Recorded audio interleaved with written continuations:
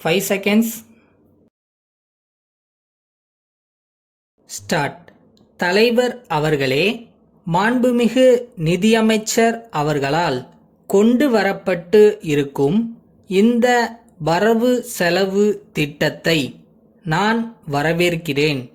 கைத்தறித் துறையில் ஏராளமான துணிகள் உற்பத்தி செய்வதற்கு ஏற்ற முறையில் வழிவகைகள் இந்த திட்டத்தில் இடம்பெற்றுள்ளன.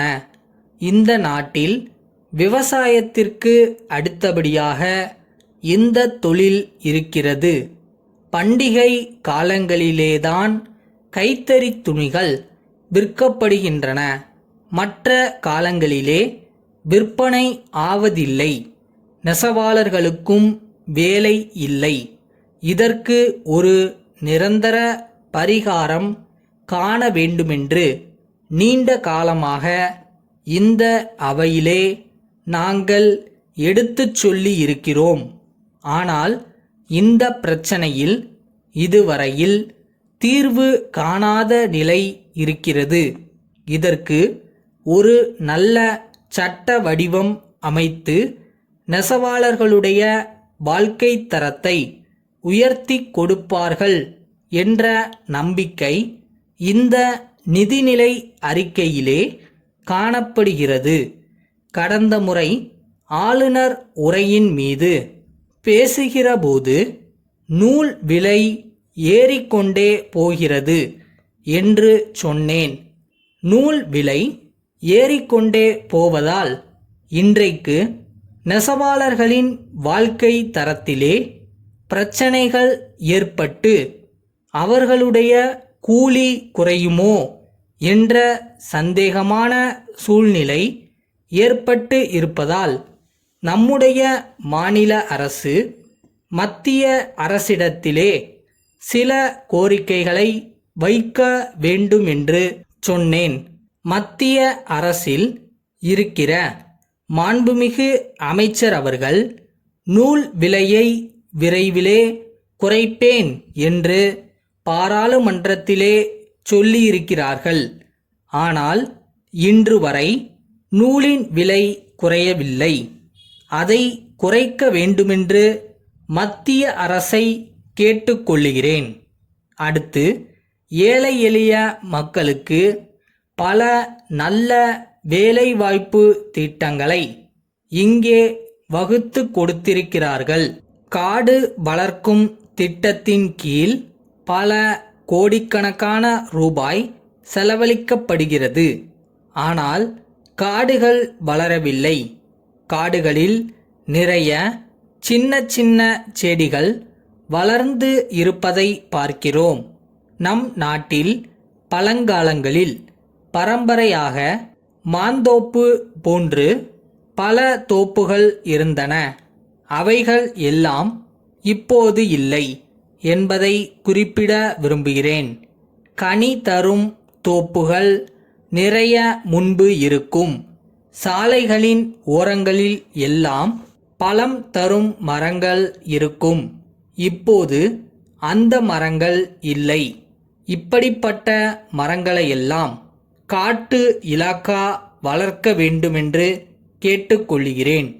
கனி தரும் மரங்கள் இருந்தால் பறவைகள் கூட பழங்களை தின்ன நிறைய வரும். ஆகவே மரங்களை வளர்த்தால் மக்களுக்கு பயன்படும், பறவைகளுக்கும் பயன்படும் என்பதை தெரிவித்து கொண்டு காடு வளர்க்கும் திட்டத்திலே இதையும் சேர்த்து கொள்ள வேண்டுமென்று கேட்டுக்கொள்ளுகிறேன். கிராமங்களிலே சங்கங்களை ஆரம்பித்து வாதாட முடியாமல் குடி தண்ணீரின்றி வாடுகிற மக்கள் இருக்கிறார்கள். காலையில் எழுந்தவுடனே கூலி வேலையை தேடி போகிறார்கள். ஆனால் அந்த கூலி வேலையும் கிடைப்பதில்லை. அவர்களுடைய வறுமையை போக்கிட மத்திய அரசு திட்டத்தின் கீழ் கோதுமையை கொடுப்பது என்றும் ஒரு நாளைக்கு 3 ரூபாய் கூலி கொடுப்பது என்றும் ஒரு திட்டத்தை நமது அரசு கொண்டு வந்திருக்கிறது. இது பாராட்டுக்கு உரியது. ஆமதாபாத் கோபால் கூட்டமைப்பு, சென்னை ராமசாமி கூட்டமைப்பிற்கு எழுதும் கடிதம். அன்புடையீர், எங்களுடைய தயாரிப்பான கமலா சோப்புத்தூள் அடங்கிய ஒரு மாதிரி டின்னை இன்று நாங்கள் உங்களுக்கு அனுப்பியிருக்கிறோம். இதை இப்பொழுதுதான் சந்தையில் புகுத்தியுள்ளோம். இந்த பொருள் எங்களுடைய நீண்டகால ஆராய்ச்சியின் பலன். இது ஒரு நீண்டகால தேவையை பூர்த்தி செய்யும் என்று நாங்கள் நம்புகிறோம். இத்துடன் ஓர் அட்டவணை நகலை இணைத்துள்ளோம். அதிலிருந்து இந்த பொருளின் நல்ல அம்சங்களை நன்கு அறியலாம். இது மிகவும் சிக்கனமானது, தண்ணீரில் உடனே கரைந்துவிடும், எல்லா வகையான துணிகளையும் சுத்தம் செய்துவிடும். மேலும் இது துணிகளுக்கு நீண்ட ஆயுளை கொடுக்கும். நம் நாட்டின் பல பாகங்களிலிருந்தும் இது குறித்து தகவல் கேட்டு கடிதங்கள் வந்து கொண்டிருக்கின்றன. இதனுடைய நல்ல அம்சங்களை முன்னிட்டு இது விரைவில் விற்பனையாகும் பொருள் என்று தோன்றுகிறது. இப்பொருளை நாங்கள் உங்களுக்கு 15 விழுக்காடு தள்ளுபடியில் விற்க இசைவு தெரிவிக்கிறோம்.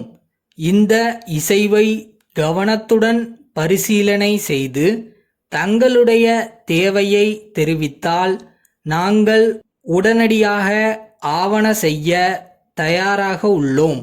தங்களுடைய பதிலை எதிர்பார்க்கிறோம். தங்கள் நம்பிக்கையுள்ள